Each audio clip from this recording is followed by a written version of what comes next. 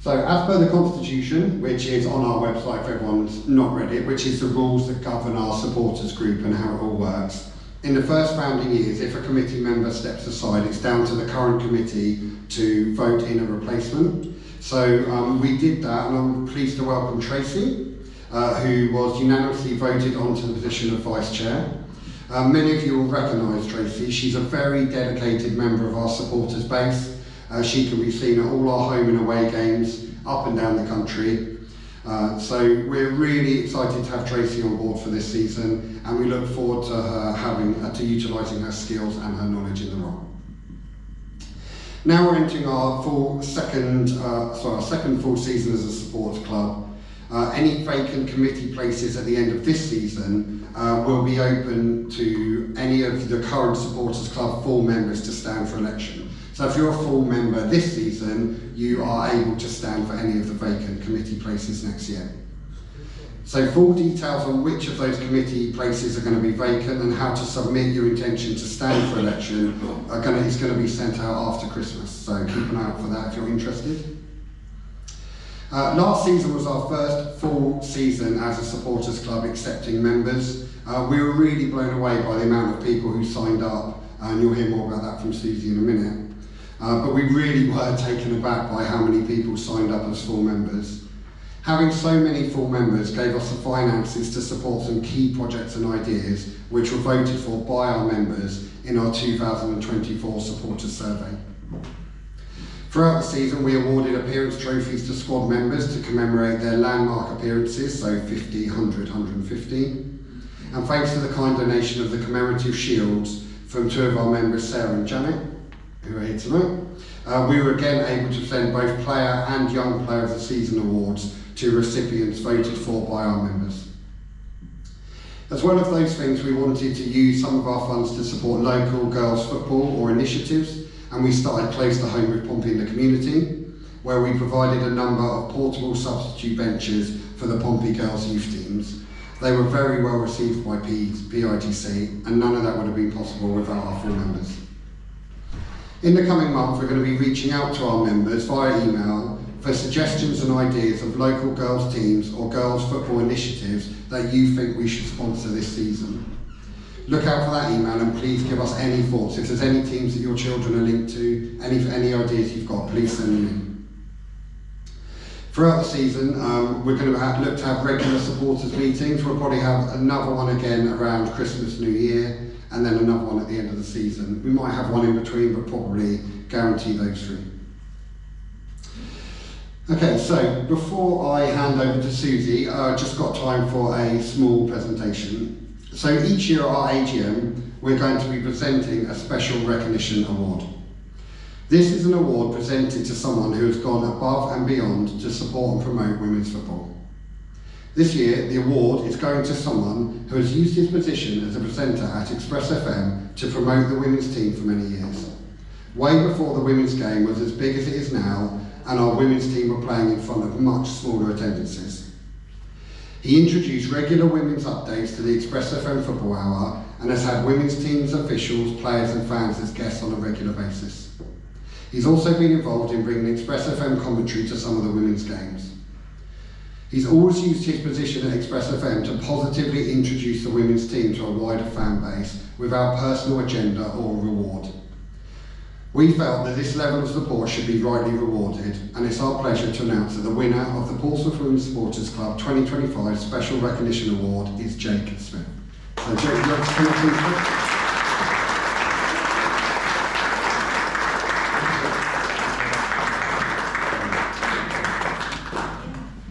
So huge thank you to Jake. I remember him asking me on the Football Hour once, very nervous, like, oh my God, you want me on? But yeah, Tracy, you've been on as well. Your commitment to the women's team is duly noted, and you've done a fantastic job for many, many years, way before women's football was a big thing. So thank you very much for all you've done.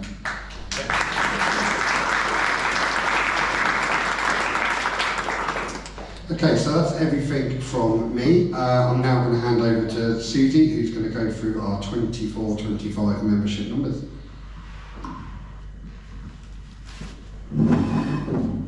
Good evening, everyone. My role at the AGM is to present the member numbers for the previous year. For the season 24-25, the Portsmouth Women Supporters Club had 147 full members and 17 associate members. Thank you to everyone who has renewed their full membership so far for the upcoming season. We have had a large number of renewals so far, and if you have not had a chance yet, it's not too late. You can log in through the website any time and renew. You can also renew it or join the Supporters Club tonight by speaking to me after the Q&A. Our member packs are well on their way to be completed. We have had new pin badges designed, and this year we'll be including a Portsmouth Women Supporters Club window sticker. We have had some pin badges and window stickers here tonight if you wanted to have a look. So thank you, and I'll now hand you over to our Treasurer Brad, who will go through the club's finances. There's only one slide to show you, so it's very simple. Here is the summary. We started the year with £123. That was the balance of what we were gifted from the Portsmouth Supporters Trust. Very generously gave us £200 seed money. So the initial costs were £77 to establish us. In the year we've received just over £2,300 in, and that's all from membership. There's no other income, it's just from membership sign-ups. We spent £1,400, and our closing balance on the 31st of July was just over £1,000. So just a little breakdown of what that's been spent on. So the cost of the membership packs was just under £900. So we've got the stickers from this year, £142.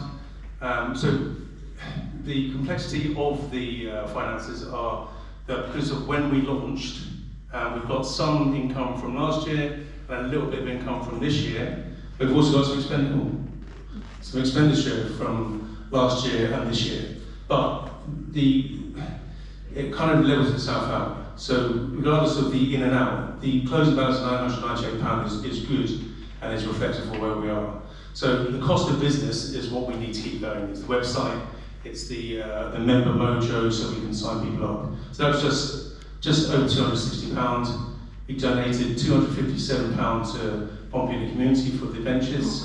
We spent £46 on trophies for the players, the recognition, and as I mentioned, it's just under £900 for the membership packs. So all in all, we're in a good position. So it's one of our stated aims is that we don't want to be, when we hand over, we don't want to hand over a treasury with no money, and there should be a healthy balance for whoever takes over from us.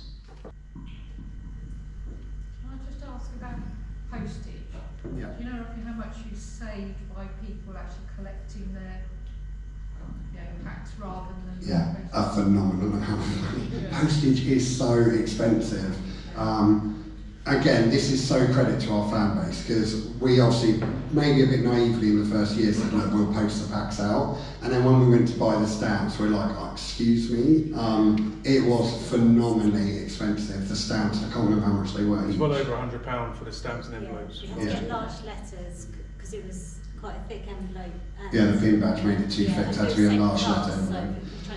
So we saved a lot of money, and then almost immediately when we put that out, we had several people email saying, look, we'll pay for our own postage, insisting they pay for their own postage last year, and then lots of people suggested that we should just add it on to the membership this year, which we did. So, but yeah, people collecting it does, obviously, not only that, but we lost a few pin badges in the post and things, which is obviously going to happen, but we do have spares, so if anyone's lost their founders badge or wants a spare, we do have some spares, so just ask.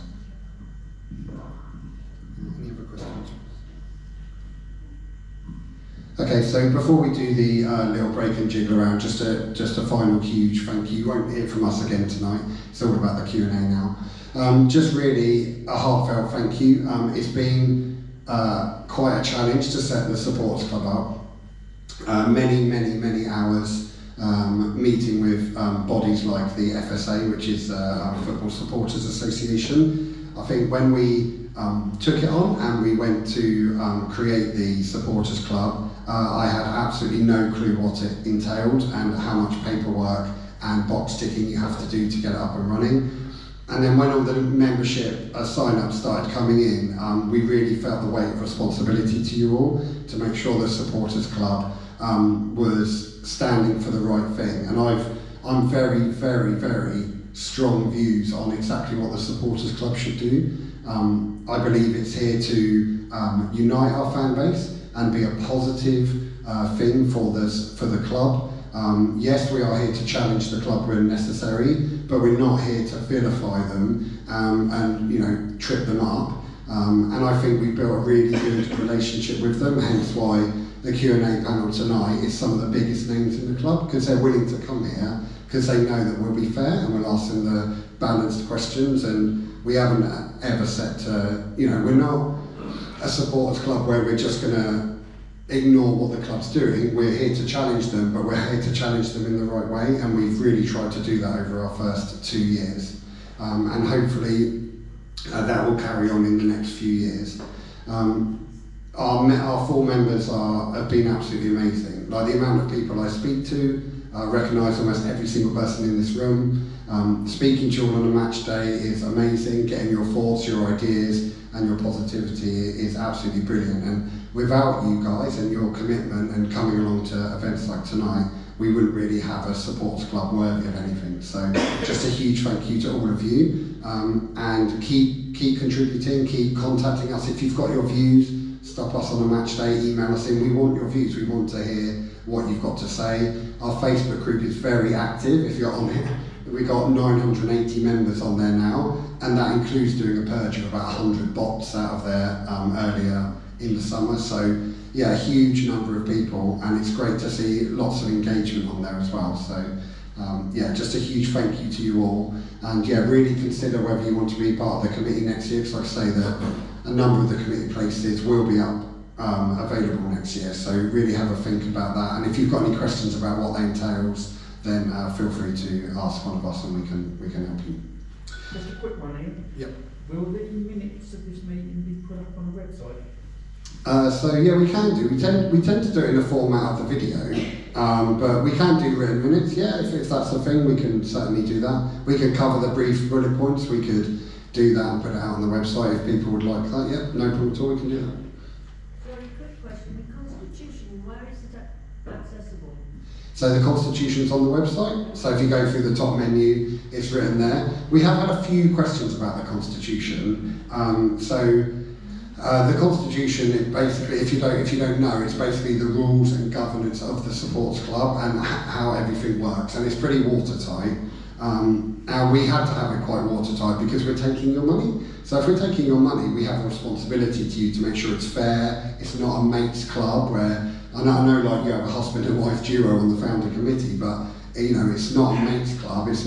We're not here just protecting our own thing and spending money on what we want to spend it on. The committee was written, we had some help from the FSA to write it, because they've obviously had lots of other supporters clubs write theirs, and we had about 7 or 8 football clubs, including Arsenal, Tottenham, give us their constitutions, and we basically wrote ours based off what other people had done, so we had a working model to base ours off of. If you haven't had time to read it, I suggest maybe take some time. I'll say 5 minutes, but you might need 10. But especially if you're thinking of standing for a committee place, because everything is laid out in there, what you're going to need to do and how you put yourself forward for that. So. Right, we're now going to start our Q&A. We're really lucky to be joined by Pompey CEO Andy Cullen, Head of Women's Football Brooke Chaplen, Women's Manager Jay Sadler, and Women's Captain Jazz Ball. Have we got any questions to start off with? Who wants to go first? Jazz, have you done an initiation song? Have you done an initiation song? Yeah, I did it back in January. Sorry, is this working? There's a section. Is this working?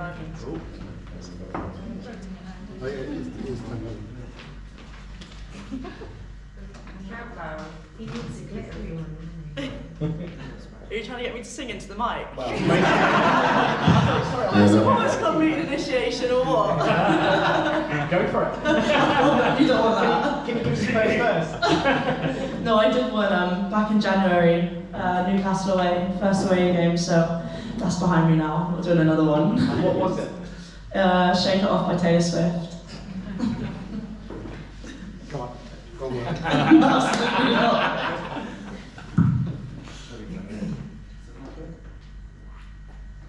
Yeah, well, Oh. I'll start it. Hello. This is a question for Andy. Andy, so I guess everyone's been following the development of women's football, especially over the summer with the rebranding and of the leagues and things like that. One thing that worries me as a women's football supporter is the continued increased requirements of the league on clubs. So they're making it more and more expensive all the time for clubs to have women's team in the top 2 tier. So the costing requirements are going up all the time. Yet the money is not in the women's game yet to support that, so clubs are expected to basically just foot the bill. As an experienced businessman, like, is this viable to carry on, and do you see that changing to the point where there will be enough money in the game to counteract the expected or the expenditure that you're expected to make to keep a team in that division? Wow. Was that a second? We'll just use one. Is that better? Yeah. I've forgotten the question now, Ian. So, no, I think probably the starting point is to first of all say this is a massive opportunity. It's why we wanted to be a part of the growth of the game. We did it. Our primary objective, Jay and I pitched it to the board back in 2 or 3 years ago now, just under 3 years really, and since then we've had an incredible journey as a football club, going from amateur status and then our first season turning semi-professional, winning the league, then going into last season, huge challenge, but we did brilliantly to come through it. We've gone professional, and this change has come so quickly, but it's got to be part of what you've got to decide whether you want to be part of it or whether you don't. Michael Eisen and his family are firmly committed to it, so much so that their investment now for next season will be fourfold what it was when we first started. More than that, actually. It's an incredible amount of money. And the bad news I've had to get to Michael is it doesn't get any easier. It's going to be even more next season as well. And that's the challenge that we face. The sort of growth of the game at the moment is probably sort of characterised by where the league want to get to by 2030 when the next broadcasting deal comes around, and they perceive that there will be increased investment coming into the league. And we are in a situation in the interim period, because that broadcasting deal lasts that long, there's not going to be a lot more money coming in from TV, which is in the men's game, the women's game. That really is a huge revenue generator. So we have to look at what they might be able to do sponsorship-wise. And they're doing a great job at the moment in terms of bringing a lot of new sponsors in. They've got some exciting projects lining up. But at the moment, that's insufficient to filter it down to take the pressure off owners. So that's a debate, particularly, I think, in WSL2 clubs, where I think 5 of us are EFL clubs, where our owners are already funding huge losses in our men's team. We saw the success of London City Lionesses last year. London City, obviously funded independently by Michelle Kang, and who's operating that multi-club model across the world and investing millions into that, but without the sort of constraints or without the responsibility for having to fund the men's team as well. Premier League clubs are in a different world anyway, as we all know, in terms of the income that's coming from them, and some of them tactically are using their women's teams to overcome PSR at the moment as well. So there is, that huge sort of acceleration, Ian, is something we've got to accept to be part of. Minimum standards, quite rightly so, are increasing. For example, we have to have now a fully qualified physiotherapist, whereas before a sports therapist was acceptable. But to get the licence, you've got to increase more staff coming in. There's talk of a psychologist coming in, a performance wellbeing coach coming in. We have to put analysis people into the team as well.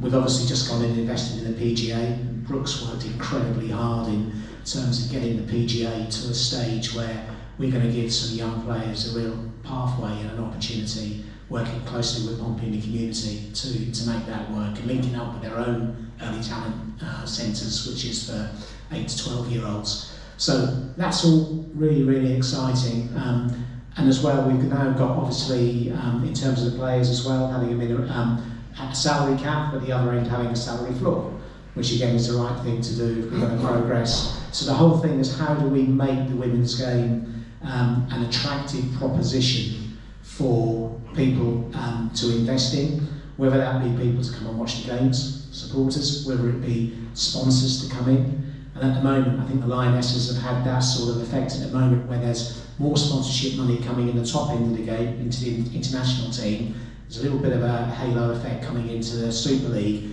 but we're not seeing at the moment at club level. And that's the task that does concern me, because that investment and requirement on owners has to be done in a steady fashion. And there is that sort of dichotomy at the moment where potentially the WSL2 clubs, the league, are probably trying to run a little too fast, in my opinion, and that's purely my opinion, rather than maybe just do it in a measured way, in a safe to operate way, where we can be sustainable.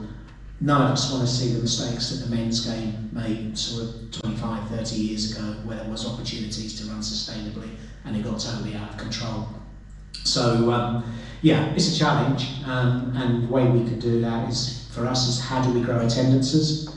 How do we increase sponsorship coming into the football club? What can we do ourselves? And the fact that so many of you here tonight, and Ian, thank you for what you've done and your team of volunteers to establish the Supporters Club, because that is a real testimony in terms of a successful club and how it can grow, and without it, we couldn't move forward. So hopefully together we could work together as a football club, Supporters Club, to continue to grow that interest. And I'll finish on a long waffly answer, just by reminding everybody why we did this, or why Michael invested in it in the first place. And that was to inspire young girls and females in Portsmouth to engage in an active, healthy lifestyle by having role models like Jazz and other players to look up to and want to take part. And I think one of the great, I missed it, but Eric was there, and Jay and Jazz were part of it, but the fantastic response that we had at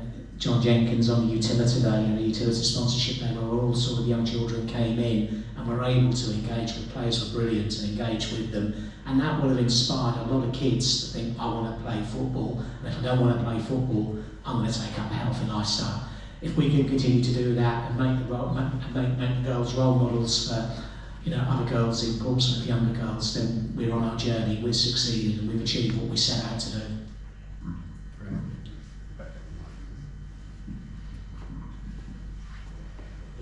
Yeah, this one's not working. You need to grab that one. Yeah. I think if I turn this one on, it turns that one on. Thank you. As continuing thinking about money coming in, I've been buying a season ticket since I could, and I look at the cost. I think, and I want to know if I'm not thinking about who can afford and who can't afford, but do you not think that the low price of a season ticket and a match ticket undermines the value of the status of the women's team? When you think what you pay for a men's season ticket and a men's match ticket, how can you perhaps prove and show that the women are worth more money,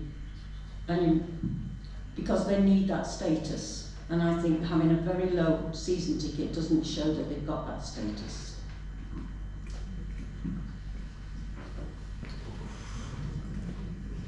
That's a really, really good point, and I think it comes down to two factors. One, what we want to do at the moment is grow the interest by making the product, for want of a better word, accessible to as many people as possible. There's a competitive context in the pricing that we have set for this year, and we did it in consultation with Ian and some of the committee, is about par for the course as what you would pay at any other club as well. So we've got to be mindful of that. But it is something that we've wrestled with, and we have wrestled in. Should we actually reduce the prices even more to get more people in? And I think exactly for the reasons you stated, then you start to devalue the product somewhat. And that's why we're trying to pitch it at a reasonable sort of level that makes it acceptable at £80 for a season ticket. Trying to make the match day prices. Now, the problem I think we've got at the moment is it's difficult to get that expansive growth in the team whilst we're not at Portsmouth.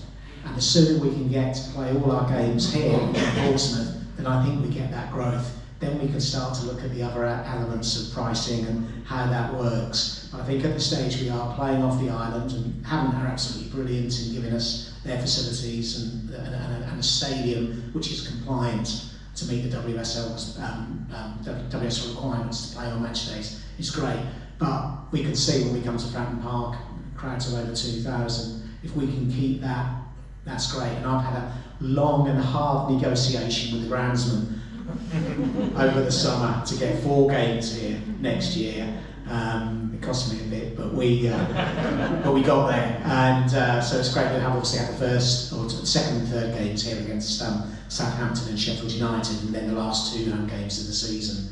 And I think that's fantastic because again, it just being on the island is so important. It's the reason why Fratton Park's still here, and other people might have looked at building a stadium away from Fratton Park off the island somewhere, but we know that our whole DNA, the whole way that in the men's team, the importance of being here, the atmosphere we create, and it's something that certainly Michael's bought into, and why he decided to ensure the stadium did stay here by refurbishing the stadium last year.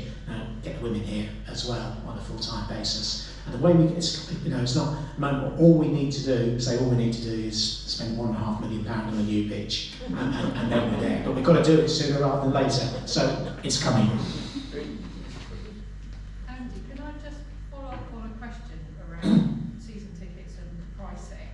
I will ask this question. I know it's on people's minds, but the recent change of the 4 tiers and the extra early bird prices 48 hours before, which initially on the website said for Fratton Park games, and then it was suddenly changed to the first 2 Fratton Park games. Now, if you work out, and someone did the calculations, if you bought a season ticket, actually you're not getting the benefit of a reduction for your season ticket, so you're effectively devaluing getting a season ticket.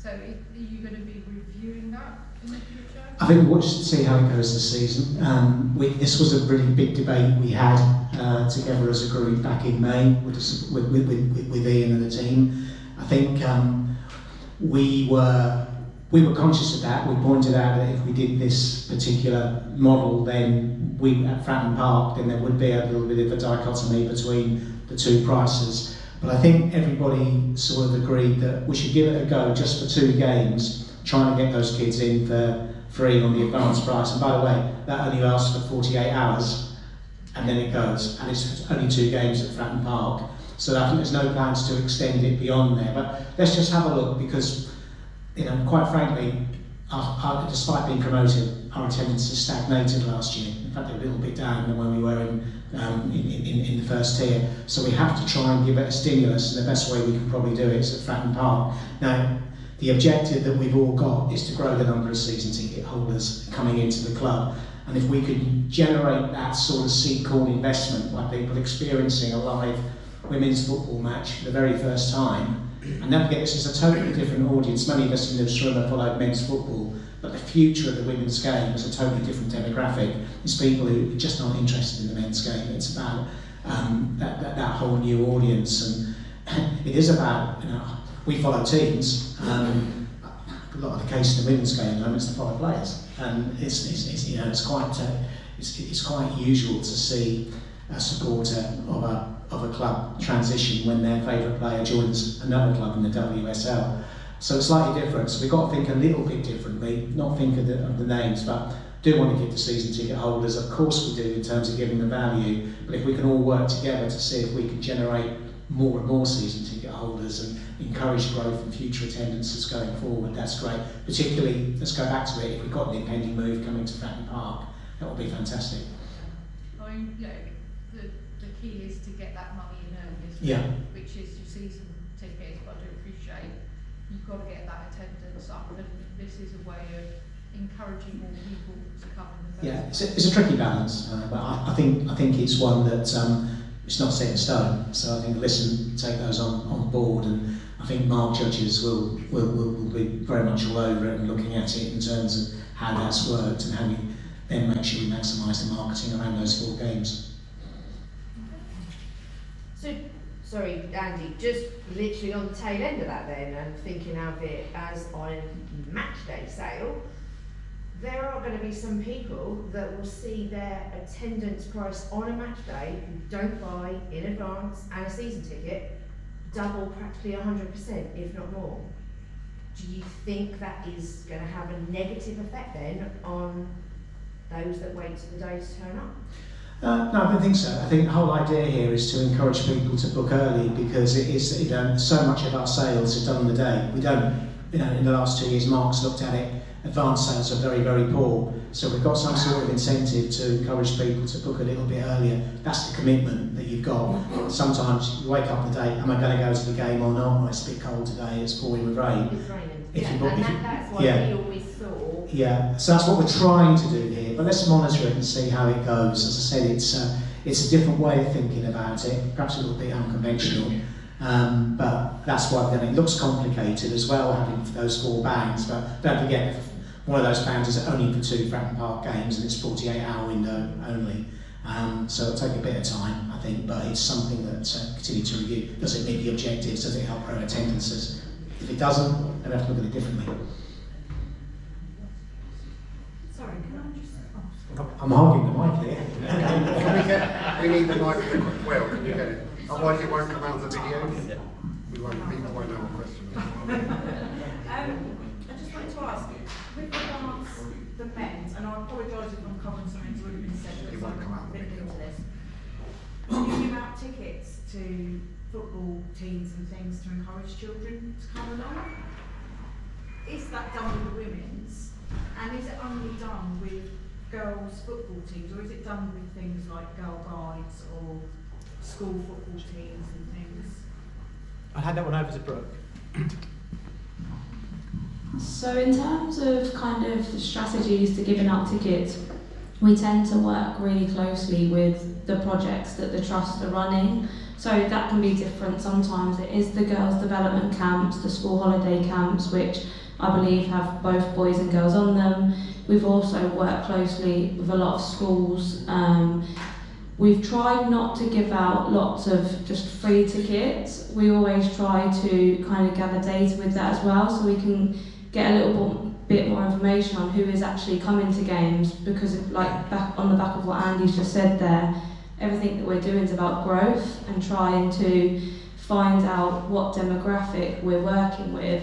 So we don't generally just go and give out bundles of tickets, but all of the different campaigns that we run, some will be with football teams, some will be with schools, some will be with the projects that the trust are running, some will be with their holiday camps that they run through the school holiday. So it varies across so many different things. And generally it's like a code where you can get a ticket for £1 or whatever. You just have to sign up to obviously the platform that the tickets are on, so that we can then push the growth of the game. Yeah, the only reason I ask is because, there are some girls that maybe can't play football because of physical reasons or health issues. And although it's all about promoting a healthy lifestyle as well, I was just curious as to how much is done with groups that aren't necessarily directly related to the football as a player. It's definitely something we can take back and look at. Obviously, locally, we work with a lot of either sports or football related clubs. I know the Trust do work on some projects that aren't sports related, but we can absolutely take that back from like a commercial and marketing point of view and see what partnerships or relationships we're not building in order to reach those audiences, for sure. And to add to that, one of the big opportunities we have is to get as many of the players out into local schools, into local sports clubs as well, to take that message forward and sell it. So whatever your ability is, whatever your health conditions might be, or whatever, you want to come and watch the game, or as I said, it goes back to having those role models. I think it's hugely important, and we can see that with the Lionesses, can't we, in terms of what that's created. Everybody wants to play football. Yeah. People do just want to watch it. Yeah. So it's getting them into that first game and then getting them hooked. Just a question for Andy. Following on from the oh, yeah. You need to use the mic, or people watching the video won't hear it. Yeah, just following on with the attendances subject. Oh, firstly, congratulations for becoming team captain, by the way. Thank you.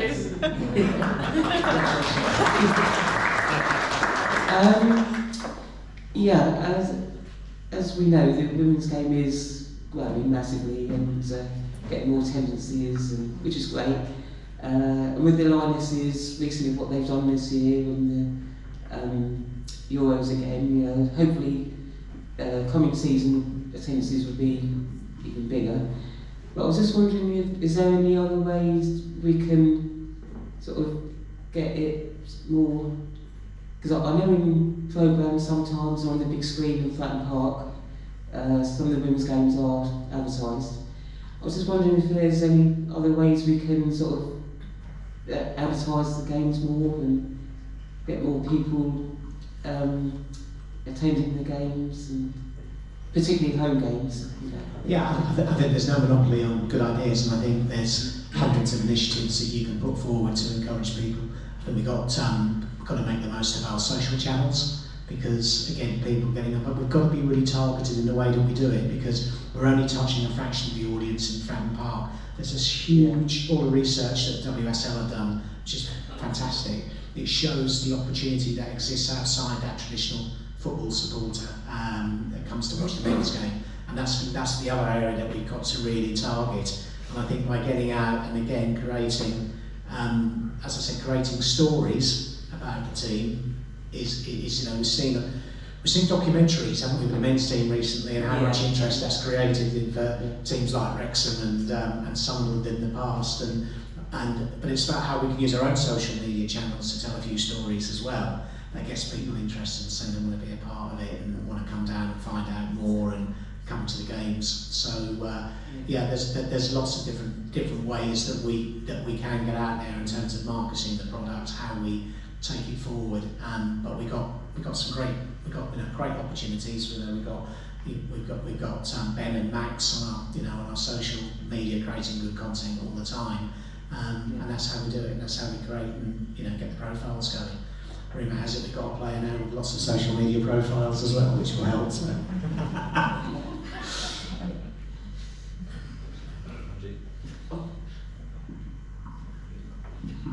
Hi, I've got a question for Jay and Brooke. I just wondered how player recruitment's going, whether you're looking to fill more positions, and what you think about the teams that are coming up and new to the division and the challenge they might pose. Yeah, I think the teams that are coming up obviously have been busy in recruitment. I think both, especially Nottingham Forest, I think a lot of clubs coming into the league now realise the jump from Tier 3 to Tier 2 is probably bigger than what you anticipate. It was for us last season. What the players did last year, I think it was 13 or 14 of the group that had won the title that had stayed on, was remarkable. However, the demands of the league physically, mentally, tactically is huge. So we had to make, and we obviously had to make amendments to the group over the off season. Some players that have been with us for a number of years have been fantastic servants to the football club, and then again it's just about highlighting certain profiles, but obviously with the clubs that we're competing with, I think financially that there is a difficulty in competition, like there is when you look at the men's game. I know John was talking about Birmingham and Wrexham.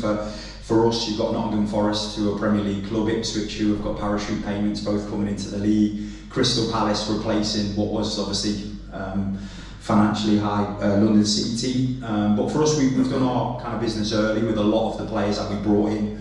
Really happy, obviously, to get Jazz over the line. That was the number one target for us after her performances from last season, and then we highlighted specific profile and players that we knew we could probably attract to the football club that would allow us to grow.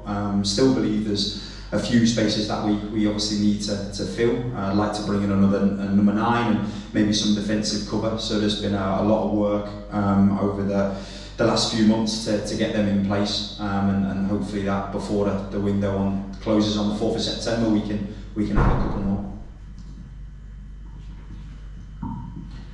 Now that Molly's left and there's the demise of the under-23s, where's the progression coming from?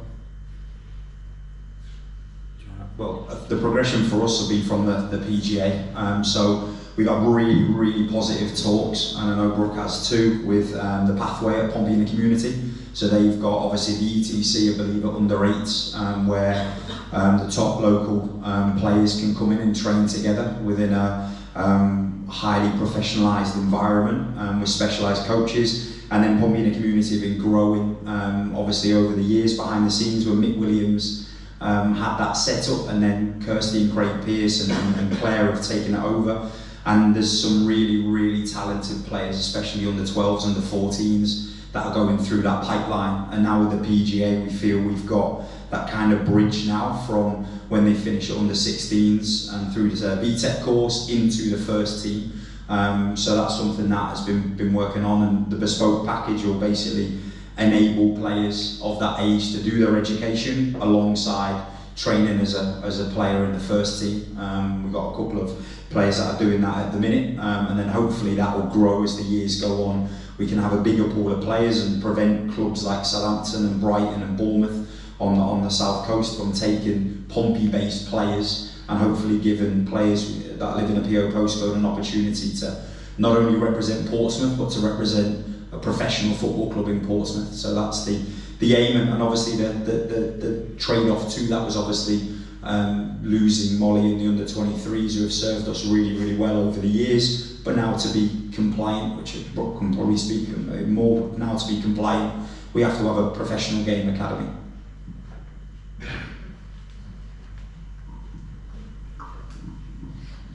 I think it's about time Jazz has another question. She's sitting there very quietly, taking it all in. Yeah, congratulations on becoming captain. You must be really proud, as anything as we are, to have you with us. What qualities do you see yourself having as a captain, and what do you hope for this season?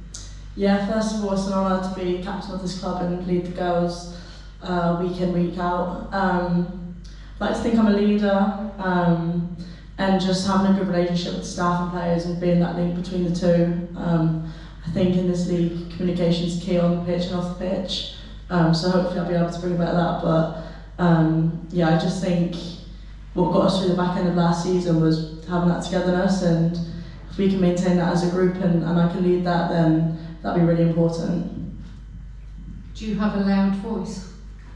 Do you want to ask Jay that one? Yeah, if I need to. Because I think, as you say, communication is key, both on and off the pitch, and I think that's what, in my opinion, that's what makes a really good captain, that they can manage on the pitch when they need to, and that they are heard.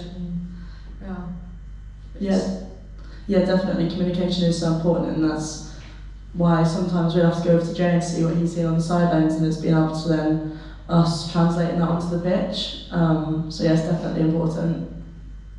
Well, good luck for this season. Thank you.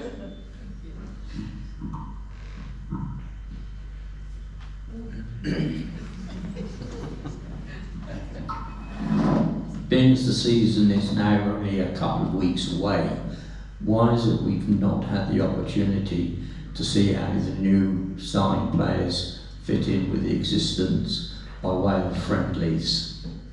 You know, I was kind of hoping that would come up so I can give some transparency. So from me obviously being at the club now for 9 years, I think stepping into professionalisation is so different. So no team unfortunately wants to play on artificial pitches. So in order for us to build a pre-season that will give us the competitive nature we need, if we play in teams in our league or teams in the Super League, they want to play on grass pitches, because I think only us and Durham this year will be playing on an artificial pitch. So a lot of teams try to avoid that, and then we look at if there are going to be games that we can host at home, then it's what you can get out of it essentially. So with the greatest of respects, we played Cheltenham last year away from home. I think that was 4-0. Watford last year at home was 5-1. The 2 games against the under-21s were 5-0 and 5-1. And then this year we've obviously played Brighton and Hove Albion behind closed doors. We played Crystal Palace behind closed doors, and what them games bring from a physical capacity and a mental capacity is far greater than what we've had. If I had it my way, we'd be having 2 or 3 games at home with the fans and get a feel of playing at Westleigh Park and in front of the fans, and you get to see all the 10 players that we brought into the football club. It's just a shame that we haven't been able to host the game due to that reason. So therefore a lot of our games are away from home, and unfortunately it's stipulated by a lot of the away teams that their preference is to play it behind closed doors at training grounds.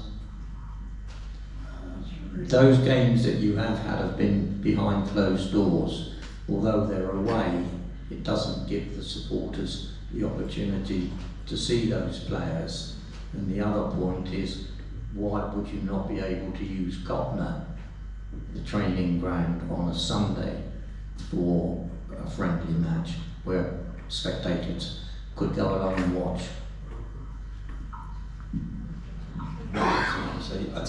From my opinion, I think with Copner at the training ground, I think John has two pitches to use, and they obviously get used daily, minus maybe 1 day a week, and then the academy on the back pitch. And I think if we were to, it's something we could definitely explore. There's nothing to say we couldn't, but I think from the conversations we've had in terms of their preparation and training and usage of pitches, it will be quite difficult.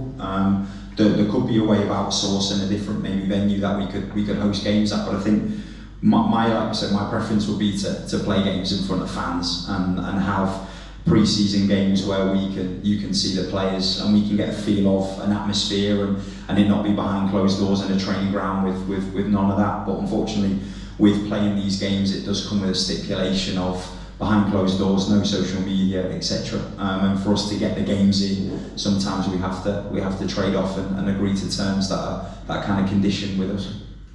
Thank you for your answer.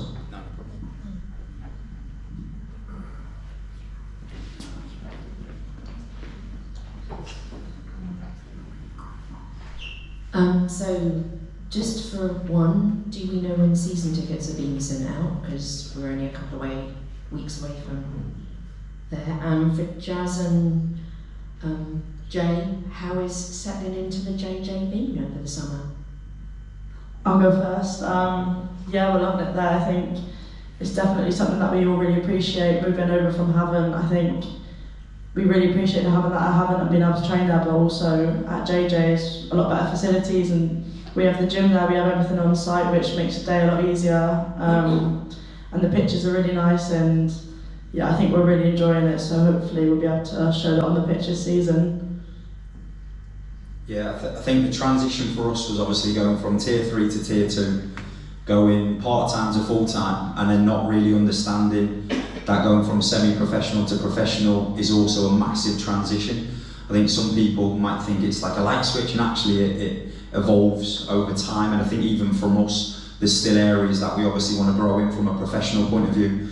I think from my time having obviously what we were able to have last year to transition and enable us to be a professional football club, it helped that journey. It maybe didn't give us exactly what we needed from a professional point of view, whereas this year what the new agreement and obviously working closely with Claire and Craig and Kirsty down there, it's enabled us, like Jazz has said, to have fully functioning gym on site, an analysis hub, an area we can eat, an area the players can get changed, and also accessibility to, in my opinion, two of the best artificial pitches there are on the island. But also I think it's the community piece. We're there every day, in this year, or these last few weeks, on the pitch opposite to us, there's been holiday camps going on, and while we're training, and there's this community feel about it, while we can still maintain our professionalism, we can also outsource to the community and get involved in some of the projects that are going on there, and heavily link with Pompey in the community. And I think if we can make that partnership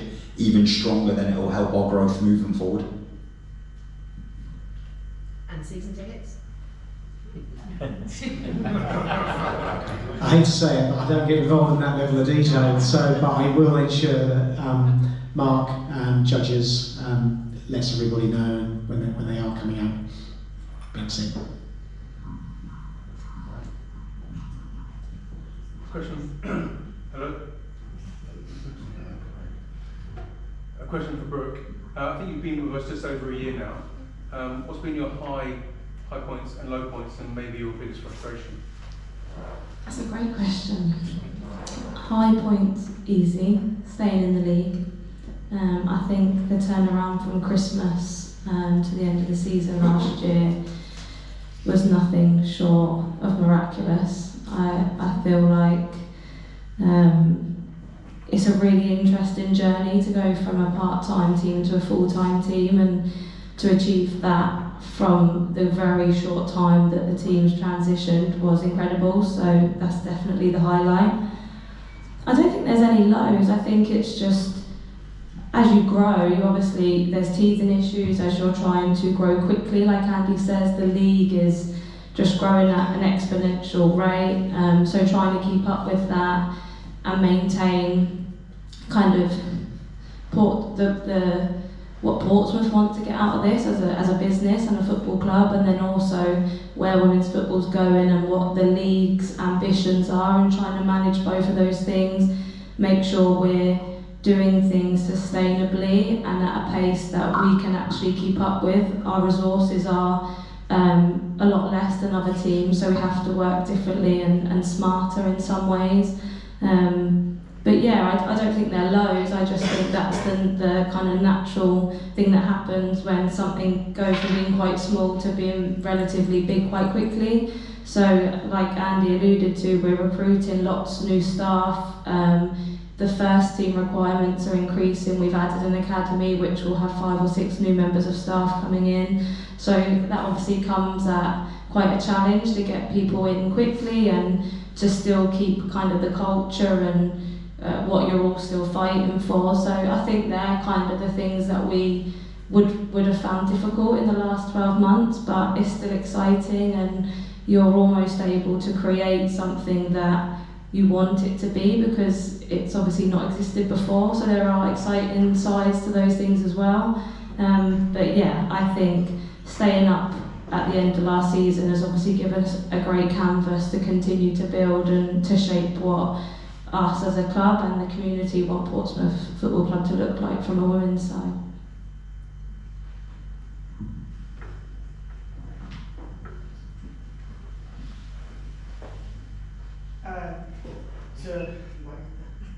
To all, how were you feeling when watching the Lionesses over the summer? Because British have made most of us hide behind pillows, then jumping around in our rooms at 11 o'clock at night when it got to penalties and extra time and all that. Oh yeah. No. From a footballing point of view, I think we were effective. I don't think we were the best team, in my opinion. I thought Spain were outstanding to watch in terms of the football, but I think England obviously found a way, and with Serena in charge and 5 finals in a run, we've got a specialist, and I think watching what she was able to do and watching it from a footballing perspective of, felt she had a plan for everything, and it really opened my eyes to think, actually, if you are 1 down or you are 1 up, what's the plan? What have you got available to you behind you? How important your finishes are off the bench. I think from a fan's point of view, I think you're right. I've got, memories of my 2 boys that I stood watching the penalty at the end, and the emotion outpour was like it was a winning goal to win a major trophy, which it was. And I think it was incredible that my 9-year-old boy now has Alessia Russo's name on the back of his England shirt. He didn't want Harry Kane. I think to have a boy now that looks up, especially to these role models, like he was in the garden chanting Jemima Dahu's name the other day, and I don't think you like me when I told her, but I think it's incredible that what it's had now on the that kind of knock-on effect now to the younger generation, I think was incredible. I think the fact that every game was accessible as well on good timings, and obviously it was a really good tournament, but to win it again, it was incredible. And like you've all said, hopefully now we see it as a knock-on effect, not only for the top level, but also for the WSL2 too. Yeah, I'll add.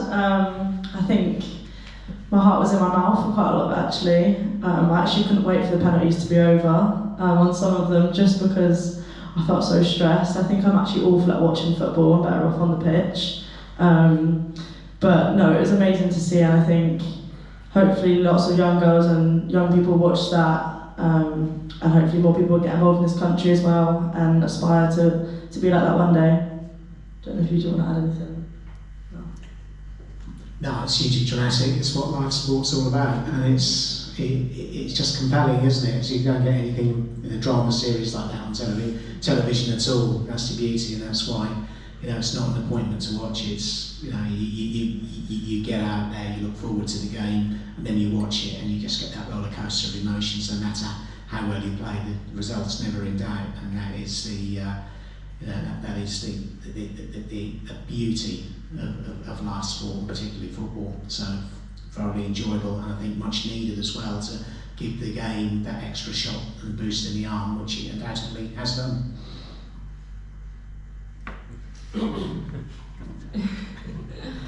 I literally couldn't watch any more penalty shootouts. I found the whole tournament, I just felt like there were so many penalty shootouts, but I suppose obviously playing for England and just being English, watching the generation of girls that have gone before those that you see on the TV, for me is probably a really proud moment, because women's football has got to where it has because of lots of females before those, and I think the team that won this tournament acknowledged that. So for me it was just proud but very stressful, and possibly some of the worst penalty shootouts I've ever seen at a tournament before in my life. Jay, are you going to practice penalties? Me personally? We got some stats the following day as well, and I think it was the most viewed television programme of this year, that final, which is fantastic for the game. And that last penalty had to be Chloe Kelly, didn't it? Had to be.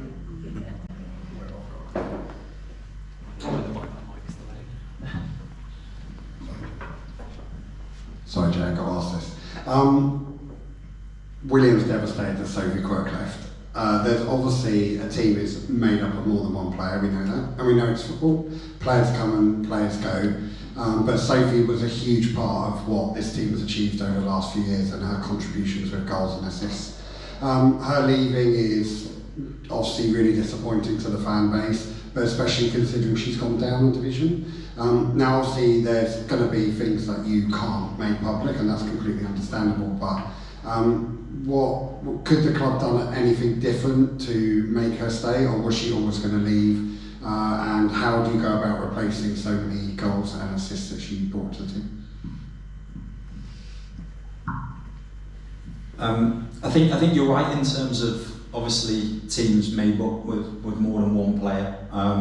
However, I won't lie and say that Sophie Quirk's been a cult hero for the last few years since we brought her in. Her goals, her assists, performances, contribution, running down that wing has enabled us to be in a position we're in with a lot of other players that have obviously played their part over the years. I personally don't believe the club could have done any more to keep Sophie Quirk, and I think we actually did enough to keep her for as long as we could. It was, I can be transparent with it because I've spoken with Sophie Quirk about this knowing it was going to come up, but for some people the journey is too quick to go to professionalisation. It might sound crazy because a lot of players' dreams, especially female athletes now, they've got the opportunity is to be full-time professional, but for some that lifestyle's too much. It's a 24/7 demand, like Jazz will say, she goes home now, she's not off, she's still a football player. What she can and can't do, and can and can't eat, and how you're going to sleep, and how we monitor it is 24/7 all the way through the year. And we had conversations with Soph 6 months into the season at Christmas in terms of what her preference was and how she enjoys playing semi-professional football and working during the day.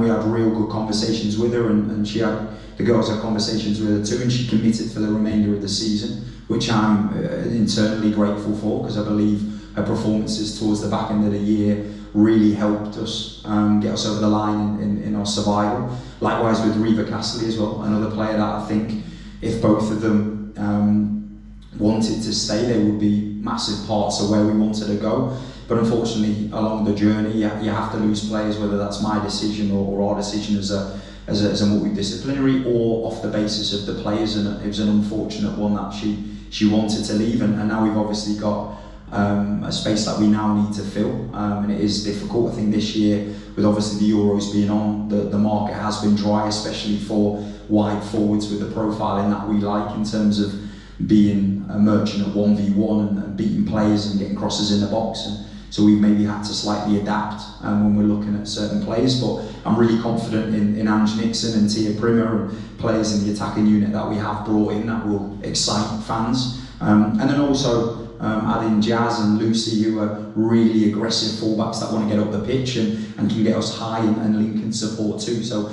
we maybe had to slightly adapt with obviously losing her. But listen, I'll be forever grateful for what she's done for this football club, and I know she made a decision, and I respect that. And obviously I wish her and Reva all the best in their moves to Bournemouth and to Oxford.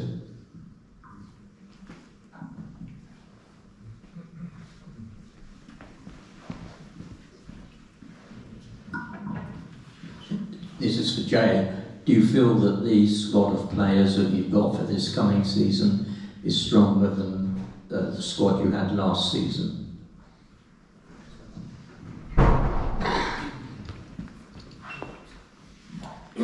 I think overall as a squad, if we can get a couple more in, then yes. I believe we've brought in the profiles that we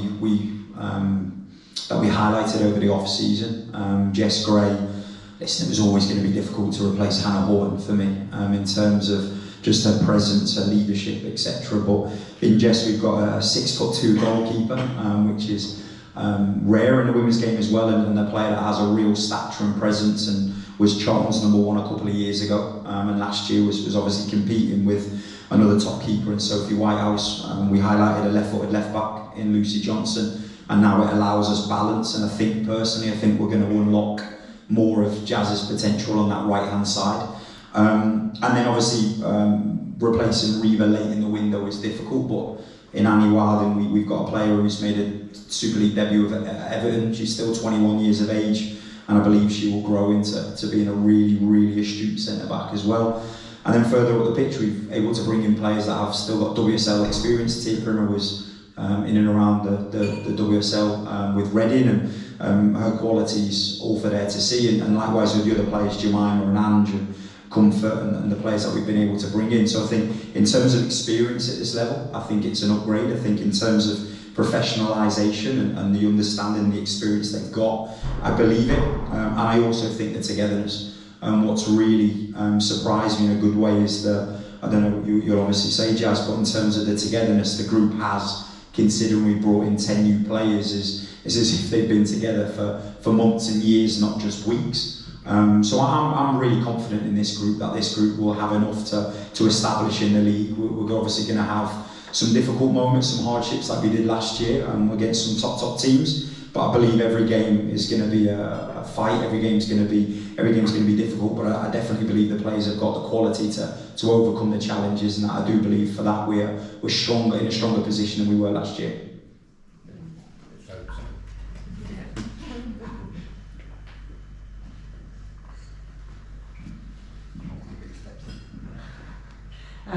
In between the Solent forum and this one tonight, Jay, have you managed to buy Hannah her Starbucks yet?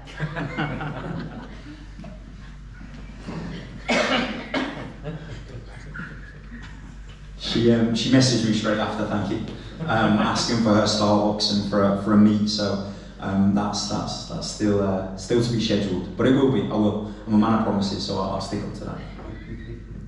Thank you.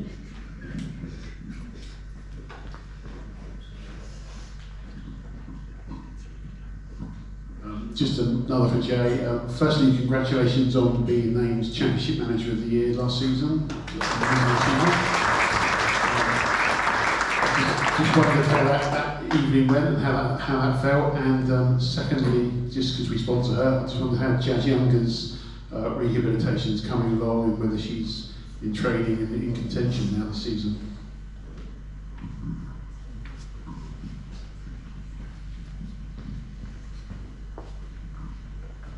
Yeah, no, thanks. I think I've had a few surprises in my life. That was probably the biggest I've ever received. I never expected that. But I think what it is recognition to everyone, not only to the team behind the team with the multidisciplinary, a lot of who have been here for a number of years, to the players, the off-pitch staff, the staff that work so hard behind the scenes to get all the games on. To you as fans, I think together we kind of came together and really showed what we were about in them last 6 games, and there was unwavering belief. I genuinely believe there was never a moment that I felt we were going to go down last season. I genuinely believed it was going to click. Obviously it was getting later and later and later into the season, but that awards evening was something that'll stick with me. Like for me, meeting some incredible people and having conversations not only about the men's game but about the women's game. Sonia Bombasta next door, who obviously is a legend of the women's game and what she's achieved at Chelsea, and to have the opportunity just to kind of exchange. I say exchange, I didn't give her anything. She gave me a lot of advice and tips, and I didn't give her anything, I won't lie. I was the one pouring the wine, to be fair. But no, I think that was just an incredible moment, and it just shows the growth of the game, the growth of us as a football club. So it's a really proud moment for me to represent the club there. And then in regards to the injury front, we're in a real good place with the players returning back to ACL. Annie Hutchins, she's in a really good place physically, and I think she's looking at more of a late kind of January to February time, and hopefully back on the balls in the next coming weeks from an isolated perspective. Emily Pittman, another one, obviously returning back from ACL, probably a couple of months away in terms of her, what she's been doing light unopposed ball work. And likewise Jazz Younger, who after conversations with Ollie and the team is probably the closest in terms of returning. For her now, she's kind of on that last leg of getting her conditioning up and working, and she's been involved in sessions more from an unopposed point of view, and then we'll start to build her up. And I think, if I'm right, and I know where's Bill, she's the longest serving player, Jazz Younger, that we have at 7 years. So at the minute, am I right in thinking that? No, who's? Yeah, I think it's true. Yeah, so she's obviously been here for 7 years, and for her now to hopefully in the coming months, it'll be an incredible moment for her if she is able to make her debut, and all the provisions have been put in place for that, and she's still working really hard. So we're really hopeful that she'll be able to be on the pitch before the end of the year. Where did you put the picture of you and Jurgen? I replaced the picture above my bed of me, Nat, and the boy at our wedding with a blown-up image of me and my favourite person. Second favourite person. Sorry, boys, for watching.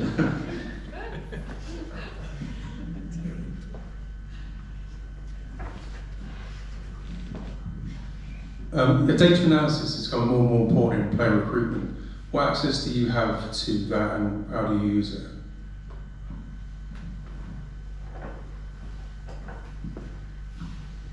You know, we're really grateful that there's been an opportunity for us to invest in that. Last season we had full access to a lot of the similar provisions that the men's team have in terms of obviously Y-Scout, which you can access any player and watch any player in any country, as well as having a link with StatsBomb, which obviously tracks all of the data. So we were able to then build with our recruitment lead, Grace, who's done a remarkable job in the recruitment over the off-season. We're able to build for the first time kind of like our player profiling. So if we want to be a team that is high press, high energy, has a lot of ball carries and vertical play, we can then look at players that fit that mould in terms of the profiling.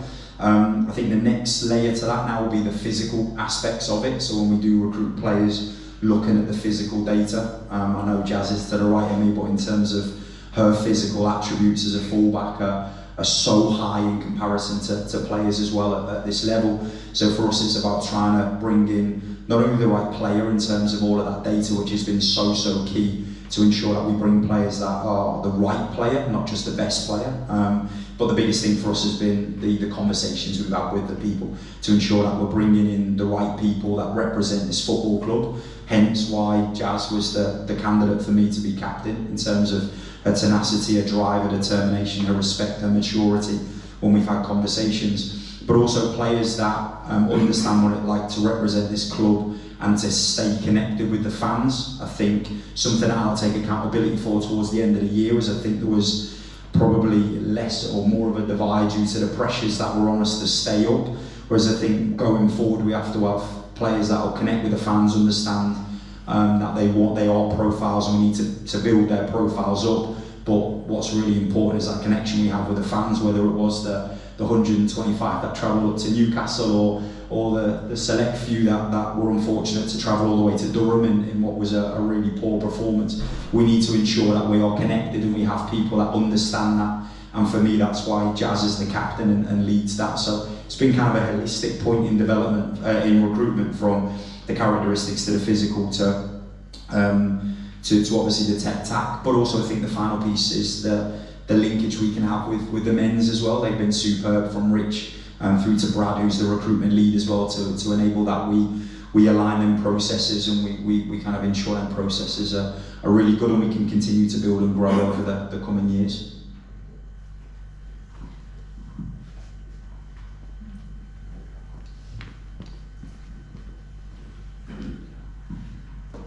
To Jazz and to... are you ready yet for the Durham antics? All the diving and what have you that they give?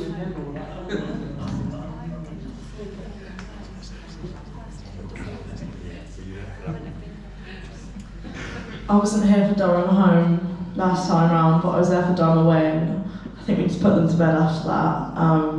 So yeah, hopefully whatever will happen Durham home last time round, we can make it better this time. And I think to bring them down a long way for their first game of the season is actually perfect for us. When I saw that fixture, I was really happy about it. First of all, it being home and the fact that they have to travel so far. So no, I'm excited for it. It'll be good. Should have been a 12 o'clock kickoff. I won't comment.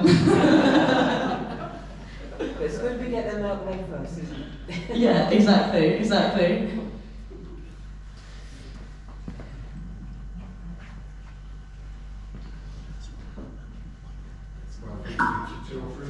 So Jay, if you're now based solely at JJ, a lot of the time last year you were at obviously the men's training ground. Do you not have quite as much interaction with Moose and his backroom players, or is that still quite high?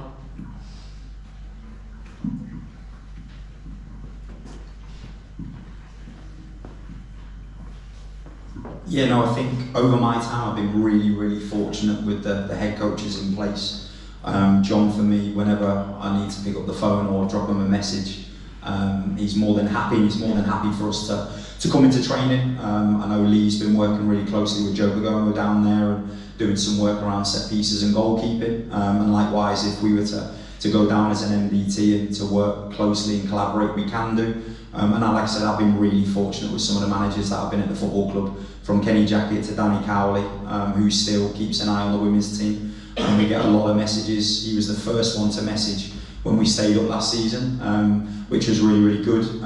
But yeah, I think there's still going to be work on that, but I think in terms of, obviously they've got their pressures and we've got ours, but the collaboration there is open, it's an open door, and I think that's something that I'll give a lot of credit to Andy about in terms of the togetherness of the group. I see a flag that I think Chiv had with 2 teams, 1 club, and I think that was more of a, not necessarily a mantra at the time, it was more of a want and a desire, and now we're seeing it. Now I'm seeing it in terms of the collaboration we're having as a whole football club. I personally feel for the first time in a fair few years now that the women's team is a part of the club, it's a women's team, and if we want to go and speak to any of the staff, then we're more than welcome to do so. And I think a lot of the credit for that from my behalf goes to Andy in regards to that. Oh yeah, I would honestly say I don't think we would be in the position without Andy backing the women's team, because that's certainly wasn't maybe with the past people that were here. No, I agree, and I don't think Andy would.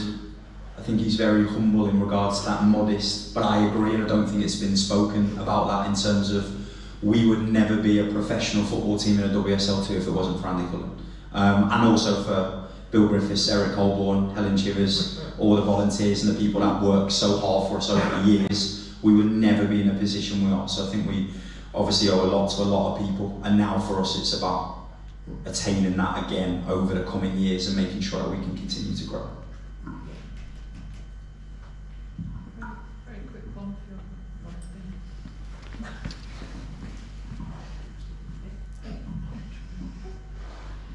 thing. Anyone can answer this question apart from Jazz, because she probably won't know.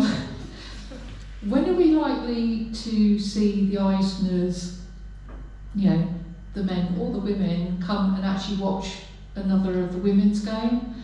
Because Jane Eisner at the very beginning was the president of Pompey Women, and I think we had one recorded video call from her, with the odd visit since then. But I think it'd be really good to see their presence at the women's game as well, just to enforce the fact that they are behind the women's team, both for the supporters and the players. And obviously for Jay, you probably talk to them on a regular basis. I don't know, not in your office.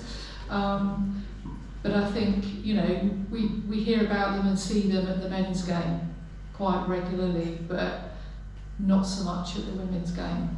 And I think we're missing a trick there.